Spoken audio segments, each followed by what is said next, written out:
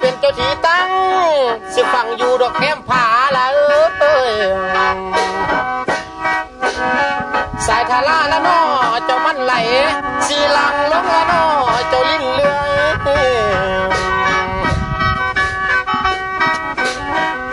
เดี๋ยวนี้สีบุญเมืองกันเป็นอยู่ทางเหนือคำพูดอยู่ทางใต้เสบังไฟพอไหลหลวงพวงภาษาละน้อเจ้าพี่น้องอันเหนือใต้ก็ลังโฮมเด้อนะ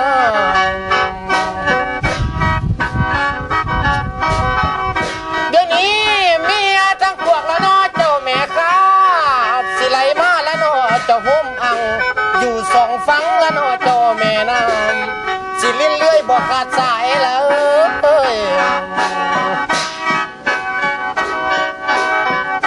เดี๋ยวนี้มีทั้งสายละน้อเจ้าแม่น้ำผู้ผางามจะเป็นลันอกกะสันละน้อเจ้าเอาคนทักว่างโคตรโง่ละ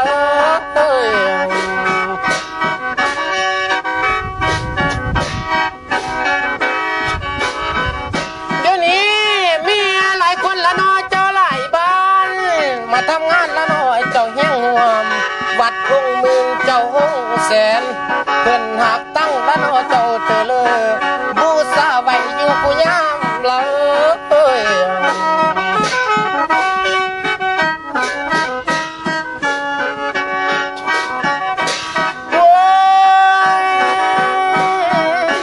ทำมาศาสตร์ละน้อเจ้าแถบนี้อุดมดีไปทุกอย่างเพิ่นว่าคันละจักกินละน้อยเจ้าหน่อไม้อันก็ไผก็ยังหนาละ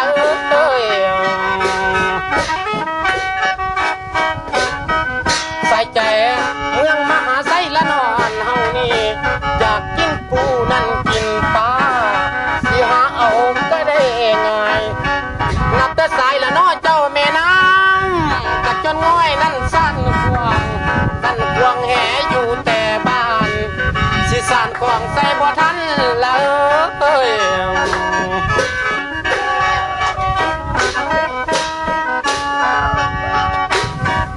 เดี๋ยวนี้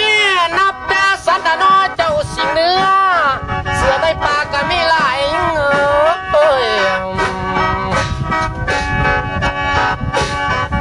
เดี๋ยวนี้ห่วงฝานเต้นสิหากินอยู่ตามแก้วกันห่างแหวเพื่อละร้อยสิได้ห้อยหาบ่ไหว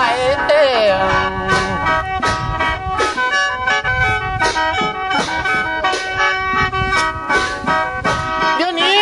เสิร์ชละเด้อพวกละน้อเจ้าพี่น้องเจ้าคงพินดินลาวไผบ่เคยละน้อให้มาเห็นอันพินดินละน้อเจ้าแถวนี้อุดมดีเจ้าเหลือให้อันมีไปหมดทุกอย่างนะ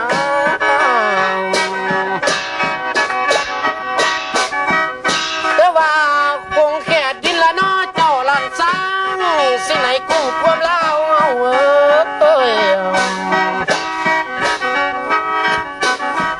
เดี๋ยวนี้เซินเจ้ามาเจ้าเที่ยวลินดินมหาไซเจ้าบอนมวนสีนวลนวลตา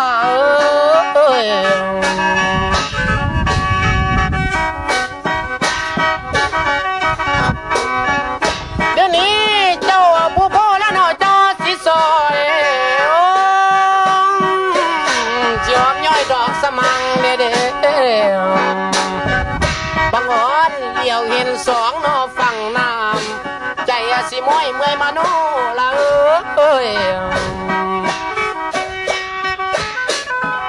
เดี๋ยวนี้ข้าวเมื่อตึกละน้อเจ้าแห่แกงสิแกงป้าเมื่อดมาคูเจ้าบ่คิดละน้อน้องสะดุ้งอันคำเว้าเก่าหลังบ่น้อ